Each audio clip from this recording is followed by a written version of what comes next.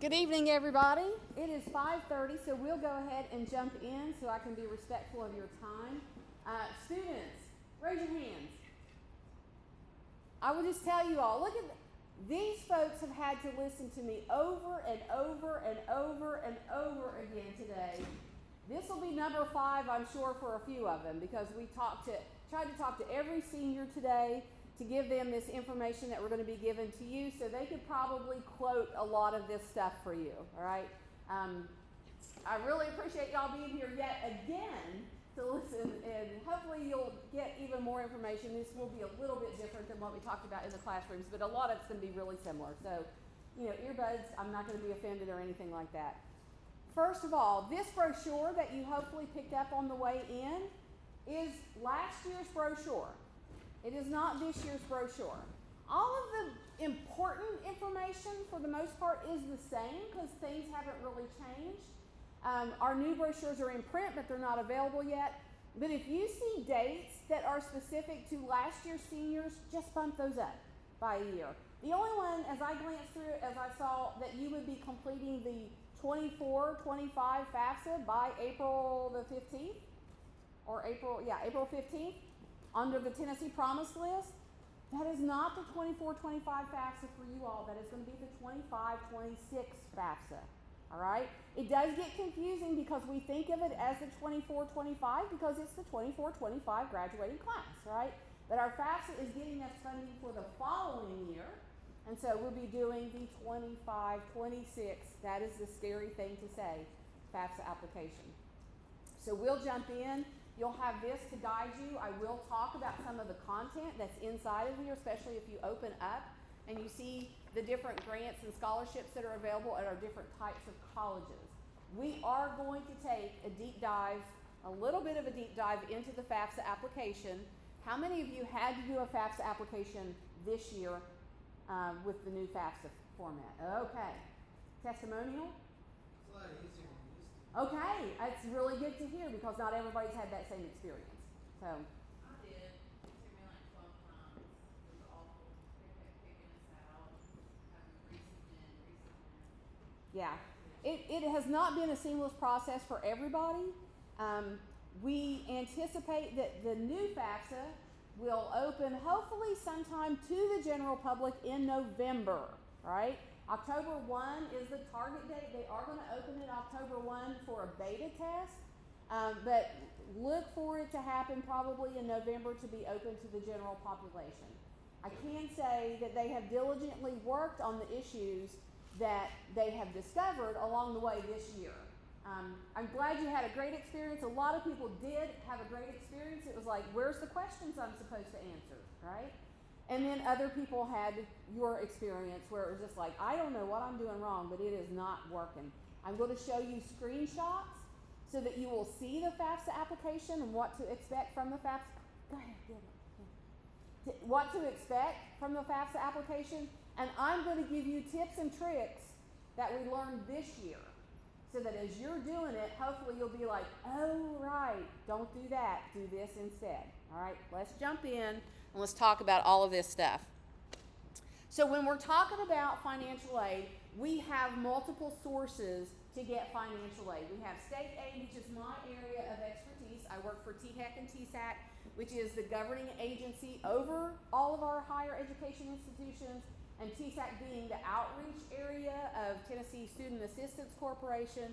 And that is my job, is to come out and speak to people in the 17 counties of Upper East Tennessee, make sure that you all know how to use this information, how to get the money, as much money as you can get from both federal and state resources, and a little bit I can talk about scholarships as well.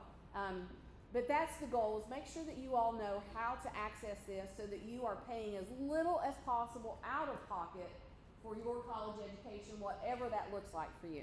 And I'll jump into some of those new opportunities here in just a second. So federal would be our FAFSA application. We do get need-based aid, which I'll talk about the difference between merit and need-based aid. You get need-based aid by completing the FAFSA application, which is a federal document. So there is federal aid out there. It is really just need-based aid, except for your student loans, all right? Federal student loans are a part of that process as well. And so that falls under the federal aid as well.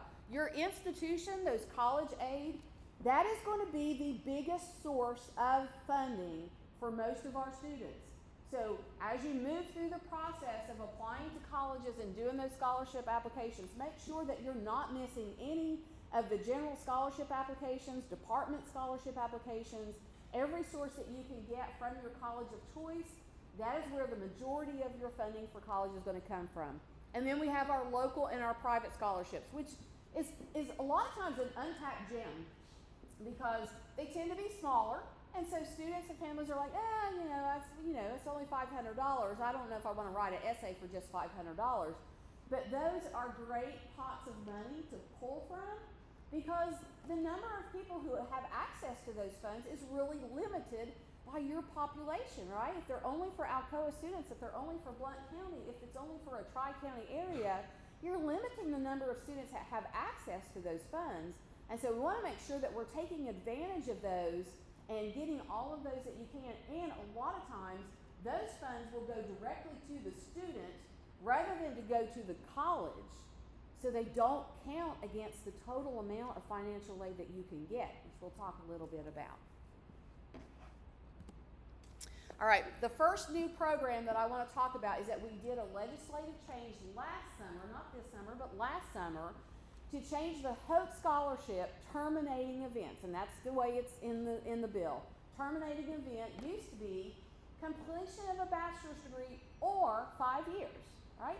And for some students, it takes 5 years to complete a bachelor's degree. Gosh, for some students, it takes 6, right? But our terminating event was bachelor's degree or 5 years. Now our terminating event is 5 years. So if we have students, which we have a lot of students in your school, that do dual enrollment, they do AP, they do other types of early post-secondary opportunities, and you are getting college credit while you are in high school, which means that it's going to take you less time to get done with that bachelor's degree because you got some of it done while you were in high school. Because you have 5 years, now whatever you don't use for the bachelor's degree, you can turn around and continue getting Hope Scholarship to help fund a master's degree or a doctoral program. Up to 5 years. So this is really, really big for Tennessee students. Another one, Tennessee Future Teacher Scholarship. This is for any student who, as a junior or as a late sophomore, declares that they are entering into a teacher prep program.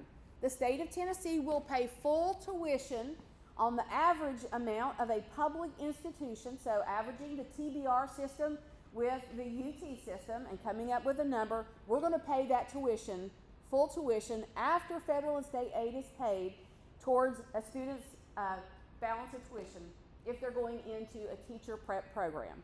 In exchange, students will complete 4 years of service, paid service, in an area that is distressed or in high need of teachers, everywhere in the state, right?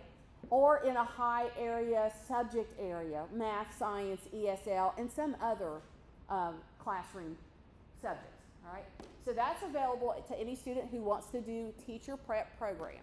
It's full tuition after federal and state aid. All right, another one, family medicine loan forgiveness, or it's not total forgiveness.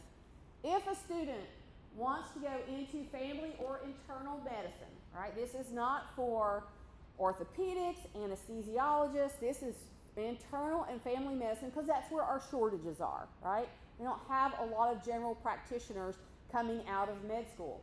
So we're doing a loan forgiveness of $40,000 per year up to 5 years. Now this is repayment, so obviously that student has to complete their medical school, and then we will contribute $40,000 a year for up to 5 years towards that student loan debt for medical school, all right? And then again, they will serve in a high need area, usually rural health, to offset that contribution to their student loan debt. And this is run by the Department of Health. And so if you wanted to go in and research more about that, it's housed under the Department of Health. They make the rules as far as what areas do we need served in. All right, and this one is relatively newer. This is for specifically a master's degree, all right? So this doesn't really pertain to our current students, but they're going to be there before you know it. Any student that wants to go into a behavioral health area, this would be social work, counseling, therapist, family psychologist, any of those types of things, and there's a whole list. If you go onto the website under Tennessee Behavioral Health, it'll give you all of the details for that, but they will pay $15,000 a year for 2 years to contribute to a student's master's degree. Yes? It is. All of these are limited to Tennessee schools. These are Tennessee opportunities funded by the state of Tennessee for Tennessee students. So we can't have a North Carolina student come to Tennessee and say, I want to take advantage of that. All right?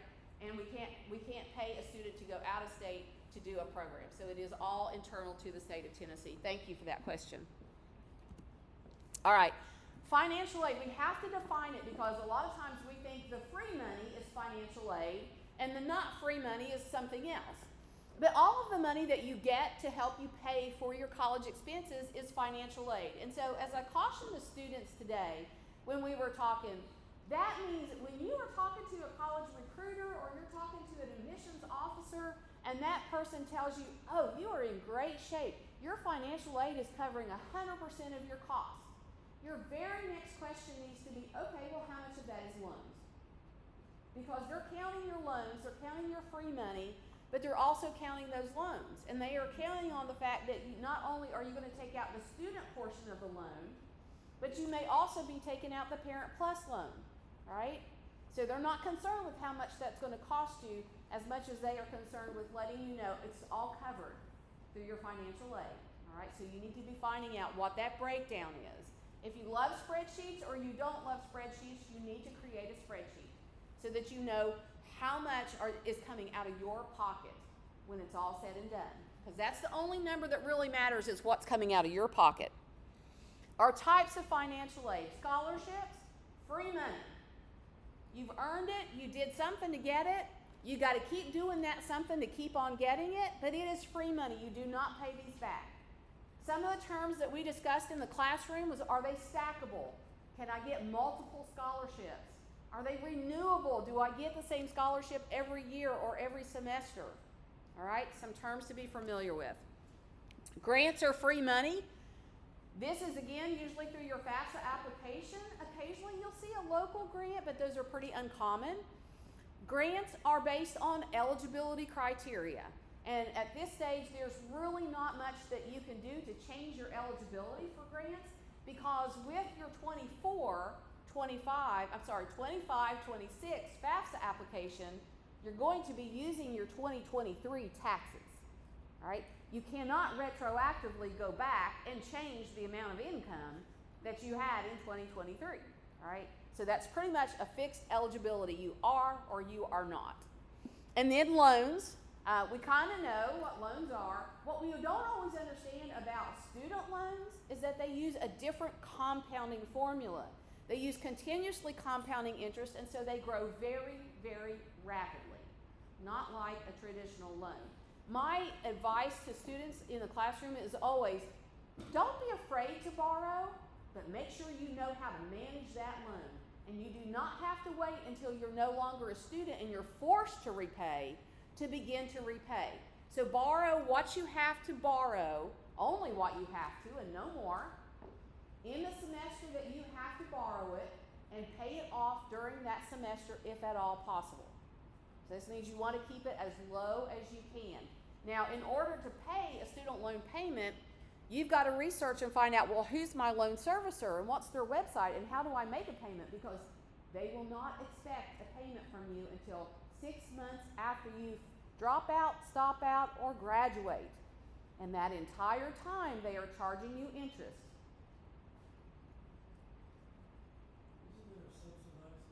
There are. That's where I'm going next. Thank you. Man, you're handy to have around. So, subsidized. You have to be eligible for this based on your Pell Grant, right? Based on your FAFSA application, do I fit a need-based category where I qualify for subsidized loans? If you do, then that portion of your loan is interest-free while you are a student. If that's 2 years, 6 years, 10 years, or like me, 22 years, you're interest free while you are a student, all right? Unsubsidized, which is more common, starts to accrue interest from the very first day. And this truly is the one that gets a little bit tricky.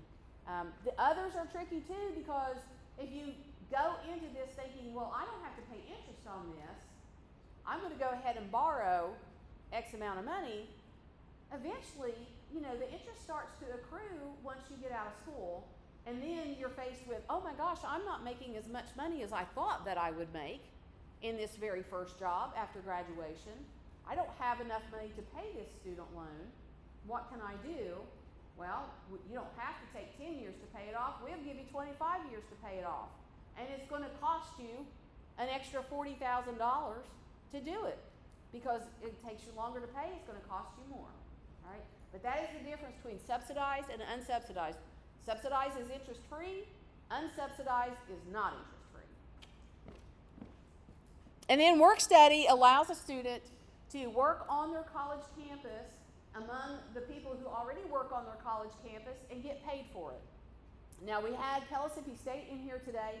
Back in the day, student worker pay was about $7.25, but if I understood them correctly today, it's paying about $14 an hour now. So that's not bad.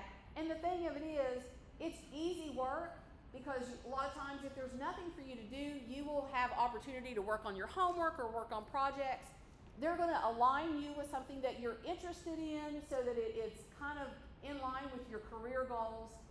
More importantly, in my opinion, is that you are networking with professionals in your field, and these are people who are going to be able to serve as a reference later on, or there's somebody who can say, hey, we have this new scholarship opportunity and we think that you're an excellent fit for it. Here's the application. So it nets you nothing but benefits later on to do that work study. And you can do it in addition to another part-time job, so it's not that many hours. All right, this one's a little tricky. And we've covered some of it already. So I cannot stress enough that the FAFSA application is where all of your financial aid journey begins. Everybody that works with you, is going to give you any form of money, is going to want your FAFSA application. So starting with federal, you're going to have to do that to qualify for all the things that I just talked about. With the state, we have to have your FAFSA application. That is your way of claiming your Tennessee Promise, which we'll talk about, your Hope Scholarship, which we'll talk about, and any other scholarship that we offer students from the state. So we have to have that. It is a requirement for all of those programs and to get that money. Your college will need your FAFSA application to determine what pool of money can I award from, right? The SAI, the Student Aid Index, which is the number that you will get when you complete your FAFSA application, is a continuum.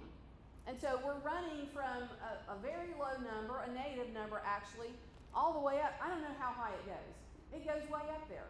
At some point, you're no longer eligible for any need-based aid. But there's a lot of in between.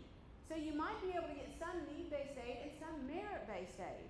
You might be able to get a lot of need-based aid and a little bit of merit-based aid. So there's all these different pots of money, and your FAFSA application tells your school and the other people that are giving you money, what kind of money can I give you? So it is critical to get that done as soon as possible so that our colleges have time to process that information and get you the information that you need to make decisions about what college is the right fit, financially and otherwise. Now, employers, we have some employers who do tuition reimbursement. They will want to see a FAFSA application sometimes. That may not apply to any of your students. It might apply to a few students, but that's another reason that we need it. And then, of course, organizations that are giving out other scholarships, most of them have gotten to the point where they do want to see a FAFSA application because they have criteria of their own. And sometimes that criteria is, and in cases on scholarship committees that I've sat on in the past, that student cannot be eligible for need-based aid. Because scholarship committees that know that students that are eligible for need-based aid get a lot of money. And so a lot of those organizations want to make sure that students that are not need-based aid have access to some of those same types of funds, all right? So it is not a need-based world entirely. And now we can have that conversation that we've been having. So the basic criteria, right? There is need-based, based on family circumstances, family income, and all of those sorts of things. And then there's merit-based, my academics, my performance, my athletics, all of those things that might get you scholarships and other types of aid. Earned versus eligibility. As we go through, and I'm going to be showing you the different types of funds that are available at the different types of colleges in the state, you're going to see things that are coded blue, pink, and white. And so I did this so that it'll kind of trigger that as we move through that. At the TCAT, and this is all on your sheet as well. At the TCAT, our students have access to state need-based aid, which is based on their federal need-based aid. If they get a Pell Grant, then they're likely to get TSAA, Tennessee Student Assistance Award. And at the TCAT, it pays out $667 per trimester. Okay? TCATs are on a trimester system, so they go 3 trimesters a year, and they get that money at the beginning of each trimester, right? Students that go to the TCAT also get Wilder Navy, and you'll notice it's not pink or blue. So it's not need-based and it's not merit-based. Any student that goes to the TCAT gets Wilder Navy. They just have to be a Tennessee resident and graduated from a Tennessee high school. That's it. Everybody gets that money if they go to the TCAT. And we have the same equivalent pool of money for adult students. So any adult student can go to the TCAT. It doesn't matter how much education that you already have. You want to go and pick up welding on the side so you can do some artistic welding and create sculptures, you go for free, right? The TCAT's free for everybody. At the community college, this is where we start seeing the use of our Hope Scholarship. Let me please clarify, because we still have a lot of misunderstanding of the differences between Tennessee Hope and Tennessee Promise. Tennessee Hope is earned based on a 3.0 unweighted GPA or a 21 or higher ACT. He's nodding his head because he could quote that like over and over again. So those are the criteria for the Hope Scholarship. You can use your Hope Scholarship at any college that is public or private within the state of Tennessee. It is not restricted to a 4-year college. You're going to use it at the community college if you choose that route. You're going to use it for both of those years, and then you have 5 years to use it from the time that you enroll in that first institution. All right? There's still a lot of miscommunication that you cannot use Tennessee Promise and Tennessee Hope at the same time. And you can. You will. If you've done the program for Tennessee Promise and you've done those benchmarks, and you have a 3.0 or a 21, you're going to use both of those at the same time while you're at the community college, if that's the college that you choose. All right? So, at the community college, our Hope Scholarship pays $1,600 per semester. All right? $1,600 per semester the entire time that you're at the community college. Aspire is an additional award. If you qualify for need-based aid, you get a little bit of extra money from Aspire. GAMS is a merit-based award that if you qualify for it based on a 29 ACT composite or higher, and, not or on this one, and a 3.75 unweighted GPA, gets you extra $500. That is across the board at any type of institution that you go to in the state of Tennessee. So the dollar amount is the same for 2-year, 4-year, 4-year public, 4-year private. It's exactly the same. And then TSAA, like I said, at the TCAT, you can get TSAA at the community college, and it is $1,000 per semester. Okay? These are going to look similar as we move through, and so I might speed up just a little bit. I do want to talk about all the Tennessee Promise information while we're at the community college, because that is typically where we see Promise being used. Yes? TSAA, you get 2,000 for private college? Yes, but we're going to get to that. Yeah, it's okay. It's $2,000 a semester at the private schools. But I'll talk about that when we get to those. So for Tennessee Promise, here's your checklist. It starts with an application which is open now. You are welcome to go on and do that application, but we do have a day set aside here at the school to do what we call an application roundup, and we'll be doing the Promise application, we'll be doing some basic college applications, and we will be doing FSAIDs with the students that are in attendance that day to knock out some of those checkbox things that have to get done. So with Promise also, you're going to complete the FAFSA application. Right now, the deadline is set at March the 15th, but depending on what happens with the FAFSA rollout, that may be a flexible date. I'm going to say this about the FAFSA. I will say this about all things that are senior year, but I'm going to say this especially about the FAFSA. Do it as soon as you can. Now, don't do it the day it opens. Let everybody else deal with the glitches on the first day, but I'm going to say 2 weeks after it opens, sit down and do the FAFSA. Get it done so that you're not procrastinating, so that you're not running out of time, and so that your colleges have every opportunity to get your information, create an award package for you, send that out to your students so you know what kind of money they're going to get for college, all right? You cannot break the FAFSA, although yours felt like you did because you had to do it 12 times, right? You can't break it. And so if you make a mistake on the FAFSA, it can be corrected, all right? So don't be afraid of it. Attend that mandatory meeting. We'll be right here in the school. Ms. Farrell and Mr. Sudiff will have your meeting dates. You don't have that already, do you? It'd be really early. Yeah. Yeah. Yeah, I didn't figure. I thought it was pretty early for that. But that meeting is here. So there's no reason for students to not be able to attend that meeting. It is mandatory for students. Parents are not expected to attend that meeting. This might be... Is yours after school this year? Okay. A lot of times it's during the school day. So that might work out better for you. It might work out worse. I don't know. And then after that, you have 8 hours of community service. That community service has to be done between November the 2nd, the day after the application closes. The Tennessee Promise application closes on November the 1st, so the community service can start on November the 2nd. Then students have until July 1 to get 8 hours of community service done. That is a long time. It does have to be recorded on the Tennessee Achieves website, so make sure that you have the information that you need from your community service to be able to log that, and don't forget to log it, because not logging it is not doing it. All right, so it's very critical. We've had students lose their Tennessee Promise opportunity because they did not log that community service, did everything, didn't log it on the website. So be sure that you do that. Where can you do community service?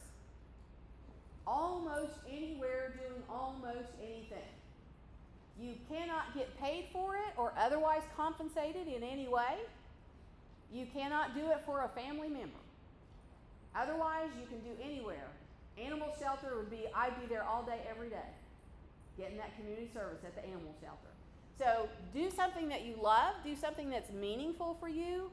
It's 8 hours, and you will do this same process every semester to get your Tennessee Promise funding for the following semester.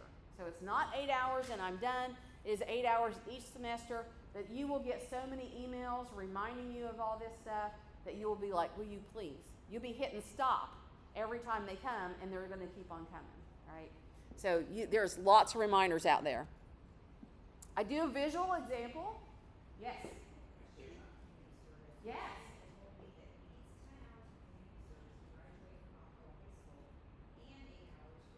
So he can double dip. I know. You can double dip, you can triple dip, you can quadruple dip. National Honor Society won't let you double dip. Not even with Tennessee Promise? No. That's a National Honor Society rule that's here. Okay. Like, they have to do however many hours required, like, on their own. And they can't use the National Honor Society for Promise hours? I mean, probably. People let them use their hours they have for Alcoa High School for that. Okay. How would you know if you were doing it for Tennessee Promise? That I don't know. I'm not even gonna touch that one. Not touching that one. But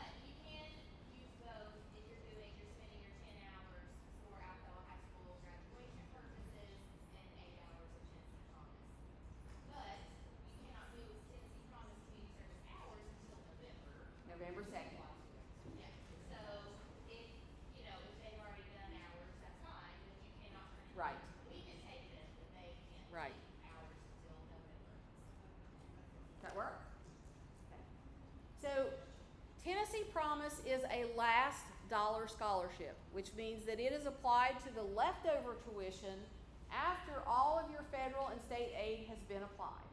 So I've got some examples for you because that still gets very confusing sometimes, right? So this top line, the dotted line, that's cost of attendance. If you don't know what cost of attendance is, ask your student. They probably know now. The cost of attendance is the total price that it might cost you for a year at your college of choice, right? This includes your tuition, your room and board, transportation costs, books and supplies, all of those things that your student may or may not use, right? If your student is a commuter student, they're not going to use room and board, but your cost of tuition is still going to include that amount, saying you might need this much money. That is what you're going to use on your college budget, is the cost of attendance number, because then you know for sure I'm covering everything I need to cover. Cost of attendance is that top number. Tuition, second dotted line, you'll see that right there. Promise is only going to cover up to tuition. It's never going to give you money to help you pay for your books. Only covers tuition. If you are student 1 and you're getting enough need-based aid, pink, to cover full tuition, you will not get Tennessee Promise dollars.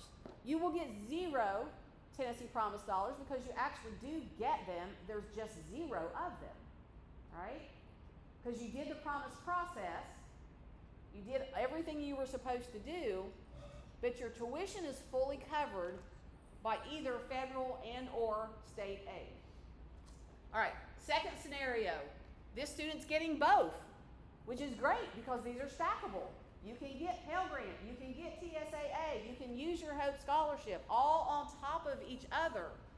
But because we're applying that federal and state aid first, you're not going to get any Tennessee Promise dollars. Not in this semester. We encourage every senior, we had this conversation big time today, please do the Promise application process and keep your eligibility for Tennessee Promise, because even if you don't plan to use it, I'm going to the Air Force Academy, I'm not using Tennessee Promise. Please do Tennessee Promise. I know students who were planning to go to the Air Force Academy and something happened and their plans changed. Not because they wanted them to change, but because life happens. And plans don't always work out the way that we want them to. That's why they're called plans, right? Make sure that you maintain your eligibility for Tennessee Promise, because you don't know until you are where your destination and you're no longer eligible that you're not going to use Tennessee Promise. If you fit the criteria where you're not going to get it because you already have enough federal and state aid, you don't know if that's going to change. You may end up being student 4 before you complete an associate's degree, and any federal and state aid that you did have is now gone for whatever reason. Your family makes more money.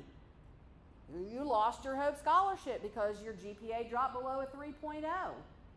As long as you maintain your Promise eligibility by doing all of those steps in the community service, up to an associate's degree, we will pay full tuition. Tuition only, but full tuition.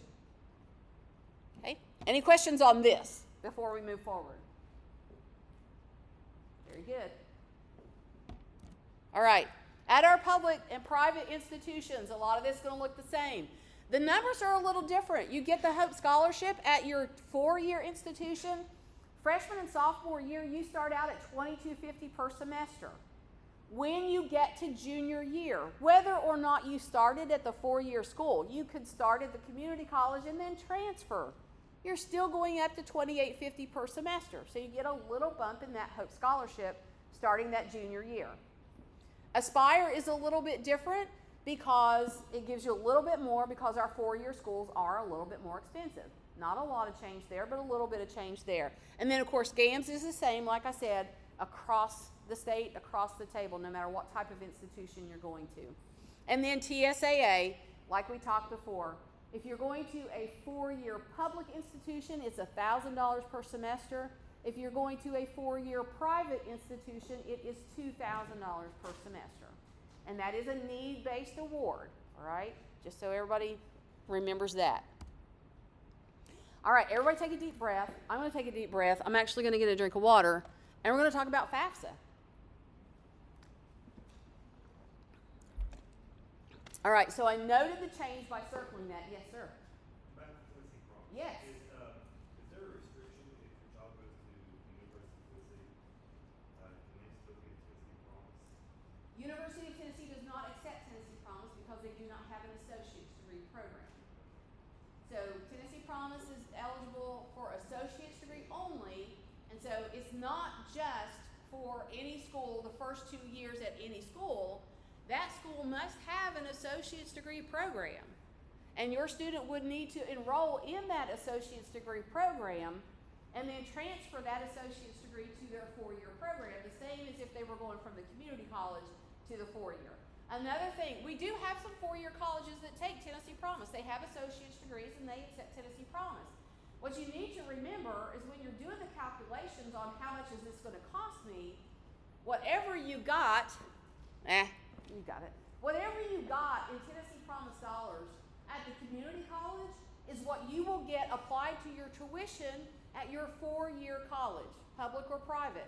And so for some students, the maximum would be roughly $3,000. And that's only if you weren't getting anything else. So you're not getting HOPE, you're not getting TSAA, you're not getting Pell. So most of our students are at least getting the HOPE scholarship.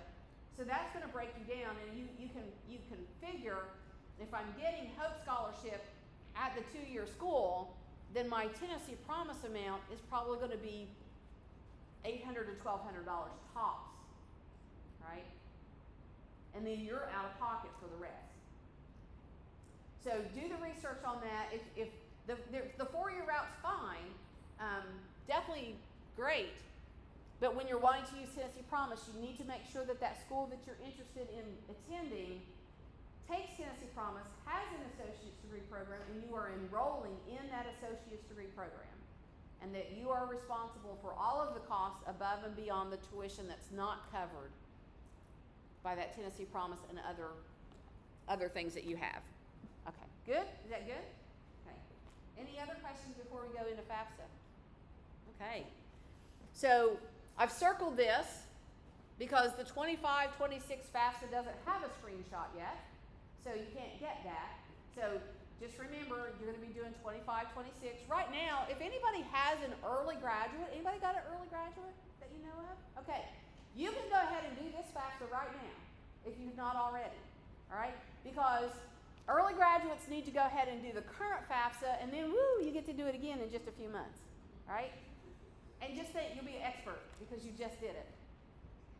So 25-26 is what we're looking at for this year's traditional May graduates.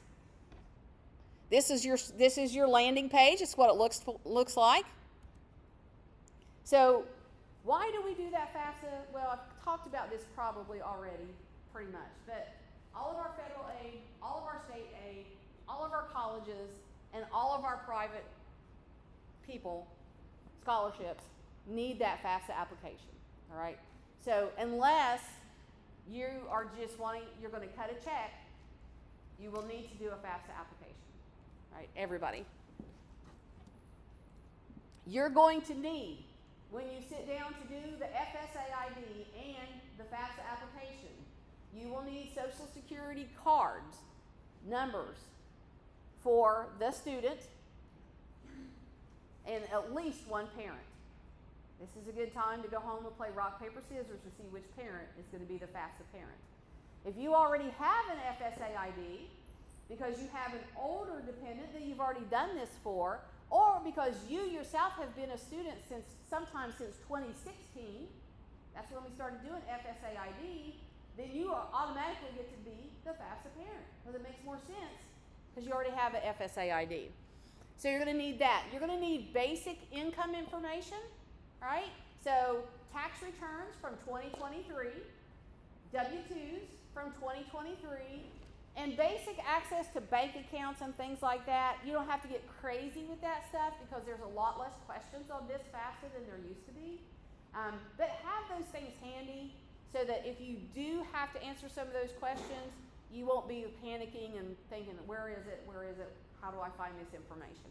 Okay? Get ready with that stuff. On our state website, collegefortn.org, which is listed on your brochure, if you open up that page, It's on the inside insert, collegefortn.org. Everything about Tennessee Aid, career exploration, college exploration, FAFSA information and help is on that website. That is a good place to look for information that you need. I've got the arrow pointing there. We have a lot of tutorials. We have videos. We have paper. We have all kinds of ways that you can learn about doing the FAFSA application. We have links to FAFSA help desk. We have links to FAFSA webinars, not the webinars, but virtual FAFSA help. You can book an appointment with one of our FAFSA team, okay? My only ask is that try it yourself first before you freak out and, do some of the webinars. It is pretty straightforward most of the time. Most of the time. Most of the time. But I'm going to go over, again, the tips and the tricks of how to make this work better for you. When you go into studentaid.gov, that is your website for the FAFSA application and the FSA ID, studentaid.gov. You're going to go in there, and on the top right-hand corner, you're going to see an option to log in or create an account. You will, if you don't have an FSA ID, you will create an account. Follow the guidelines. Read the directions. Do not use personal information as a password. Doesn't like that. Can't put your name as the password. All right. Create this account. Once you go through and create that account, you're going to fill out a lot of demographics. You're going to fill out your address. The most important thing about the FSA ID is that you must use your legal full name, your current birthday, your always birthday, and your social security number. As they all appear, not your birthday, but as your name and social appears on your social security card. Now, I am guilty. I gave my children very creative names. And my poor youngest son, because he was the youngest, he got all of the names that I didn't have an opportunity to use yet.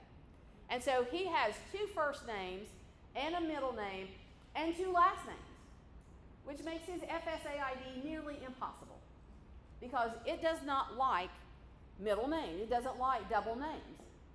You need to use whatever is printed on that social security card, and sometimes you will run out of space. And so your FSA ID won't actually have your full legal name. It'll have as far as you could go with your legal name without running out of spaces. All right. Now, it only requires the middle initial, which gets really tricky if you have a double middle name, because it only wants one initial. I've never seen it balk, no matter which initial that you choose. All right. Never seen an issue with middle name. Double first names create an issue. Double last names create an issue. Hyphenated, unhyphenated, do what's on the social security card. Okay? Social security is not always accurate in applying your names in the way that they were intended on the birth certificate. Especially if you did not receive a middle name at birth, but you do have a double last name. Well, the first part of your last name might be applied as your middle name on the Social Security Administration. These are just things that you can potentially run into that get a little tricky. When your FSA ID is processed, you will get an indicator that it has been matched. Hallelujah. They know who I am. They have my identity. Should be pretty good to go once that's matched. It's about 72 hours for that to happen. So you cannot do a FAFSA application until your FSA ID has been matched to the Social Security Administration. Plan for that. Plan for that. All right. Landing page. You will notice you have 2 options, student and parent. There are 2 sections of the FAFSA application, student and parent. The parent should not do the student portion, and the student should not do the parent portion. This is a great time to sit down as a family, work on them together until you get to the point where they merge, all right, which I'm going to show you. Reminder, you are a Tennessee resident. Truly, even if you moved here last week, you are a Tennessee resident. Be sure that your FAFSA application says that you are a Tennessee resident, you and the parent. Student and parent are both Tennessee residents. If you don't say Tennessee, and it scrolls, because I see a lot of Texas, when I finally figure out what's wrong with somebody's FAFSA, it'll say Texas because it's right under Tennessee and it scrolls. So double check that before you submit it. At the state, we can only see your FAFSA application if it says Tennessee. If the student says Tennessee and the parent misreads that question because there's a thing underneath of it that says, well, how long have you lived here? And you're thinking, oh, well, I've lived here 3 years, so I guess they want me to put North Carolina because that's where I moved from. And that happens a lot, right? Happens a lot. That is going to be an incomplete FAFSA and your student will not get any financial aid. Period. Until we fix that. All right? Just some things to watch for. Now, this is small print. It is not designed for you to read it. I'm going to tell you what it is. The parent and the student will have to sign a waiver, a consent form, saying, I understand that I am applying for federal student aid and I agree to use that money appropriately for my education, rather than spending it on a trip to the beach. It doesn't say that part, but you can read between the lines. It also says, I understand that federal aid is going to actually go into the IRS and pull my tax information and place it in my FAFSA application. And I'm okay with that. And you have to be, because there's not an alternative, right? Other than writing that check that we talked about, right? So this is your consent form. Your FAFSA cannot be submitted or processed without a consent form from both the student and the parent, right? Both. Now you can submit it without that, and it'll give you a big thing, warning, warning, warning, that we tend to overlook and be like, I don't know what that is, but let's get it submitted, right? So watch for that. Now, this is part of the student section, because the student's going to get a lot of questions about their parents, because FAFSA wants to know, who is the FAFSA parent?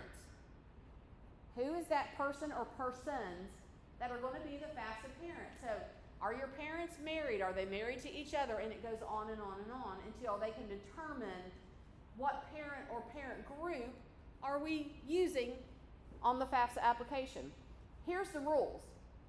It used to be very different, but right now the rules are the parent who makes the most money and has the largest amount of assets is the FAFSA parent. It's not who you live with anymore. How much are they checking that stuff? Not yet, because they just don't have time to do that, all right? But that is how it's supposed to work, all right? So just know that moving forward. If you are in a parent group, you are the FAFSA parent, you are remarried, your new spouse, partner's income is part of your family income and will be counted on the FAFSA application, right?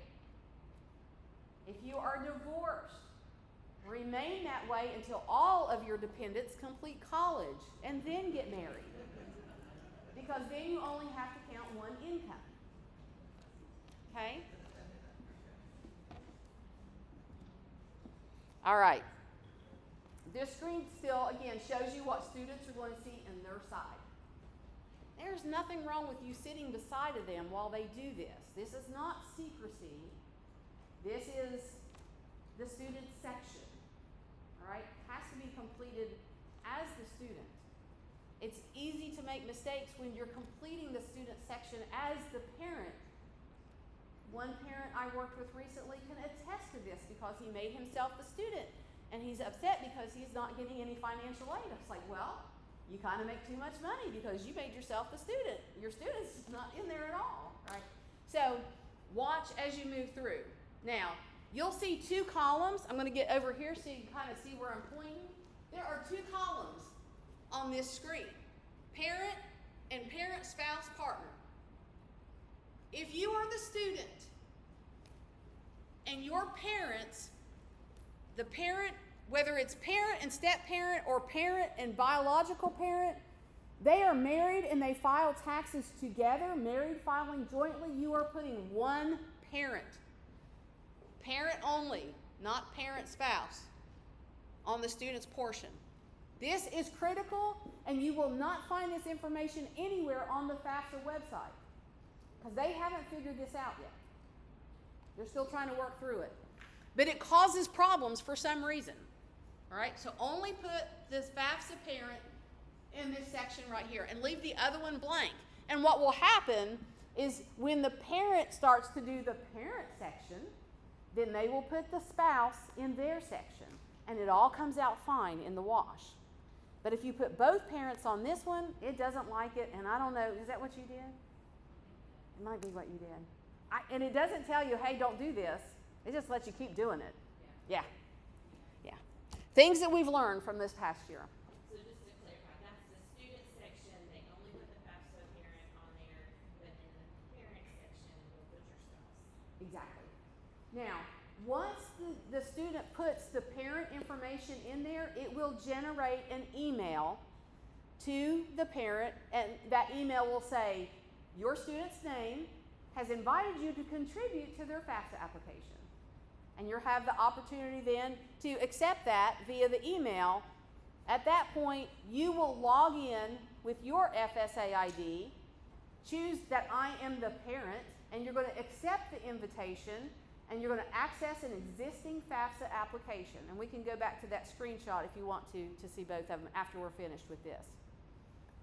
Then you will start to work on the parent section while the student continues on to list their high school, their colleges of choice, a lot of very non-specific and not required to answer questions about their gender and their origin, which you always have the response, I prefer not to answer. Has nothing to do with your financial aid, one way or the other. I could go on, but I won't. All right, and then they're going to get to the point where they're going to be able to sign their FAFSA application. Okay, this page right here. And they're just going to check the box. There is a line that says signature, and the way that FAFSA has it structured, it looks for the world like you're supposed to hit that button, and you don't. Because you'll hit the button and nothing happens. You got to scroll down, hit continue, and then it will take you to this page. Okay? And you will have the checkbox beside of your name, that's applying your digital signature because you already have been identified as who you say you are. And you're going to click sign. That is the end of the student section. Parent, you are working on yours, and I don't know how much of the parent section I have on here for you. When you log in as a student, you're going to see the status. I've sent the email. When that changes and the parent has now accepted the invitation, it will say, parent contributor in progress. Parents working on their section, basically. When it's submitted and it's done, it'll say, processed. Right? And now all of that can be checked from this dashboard. Whether you log in or your student logs in, you're both going to see this dashboard. So you can see where you're at in the process. Okay? Now, if anybody is married and they file separately on your taxes, if it's not you, please share this with anybody that you know that does do this. Then the student needs to put both parents on their section. They will send both parents an email asking them to contribute to the FAFSA application, and you will move forward like that. Oh, look at that. Questions? Do we need to go back and re-look at anything? Yes. Okay, so divorced parent, remarried, married, filed separately with current, and her father. So only two parents, maximum of two parents on the FAFSA So application. it could be mother and stepfather. Yes. If our combined income is greater than her father. It is going to be the FAFSA parent, which is you, according to what you're saying, and your spouse. Okay? And that income is part of the family income and will be counted towards eligibility for aid. That spouse, and here's where it gets tricky for some families, that spouse has to consent to have their tax information pulled from the IRS and deposited into the FAFSA application. So she will not have to send a invitation to her father, her biological. Correct. Correct. And sometimes people would prefer it that way, but you know, But think of it as the parent group. Whether this is two biological parents, two adoptive parents, one biological and one partner, one adoptive and partner, it is a parent group. If it's a single parent, it's a single parent. All right? Whether that's a single parent never married, single parent separated in process of divorce, or single parent divorced. Yes? So if it is a single parent divorced, then just the one parent. Okay. Yeah. Yeah. And hopefully your taxes, and that gets tricky too, because, okay, so let's say I got divorced. I'm getting divorced right now. Right now. So my taxes from 23, married, filing jointly. But my FAFSA is going to be divorced. And they're not going to match. Now, it's not a big deal, but it is something that you have to think about, because there are questions on the FAFSA that are as of today. As of today. Are you married, divorced? So I'm going to answer, as of today, I'm divorced. Right? As of today, I'm divorced. As of the tax return in 2023, I was married, filing jointly. And those things don't match up for FAFSA, but it does have the ability. You don't include your former spouse on that information when you put in your financials. Okay? I'm going to give you just a real quick on the financials without slides. Okay? And the financials for students and parents look identical.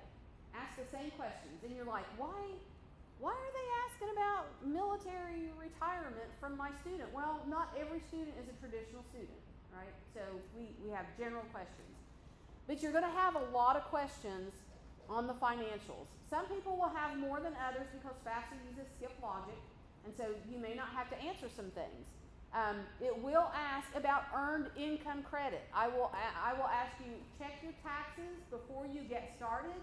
See if you were eligible or got earned income credit on your taxes, because it will ask you that question, and you will want to be able to say yes to that question if you got that earned income credit. It is going to then move you through some basic questions.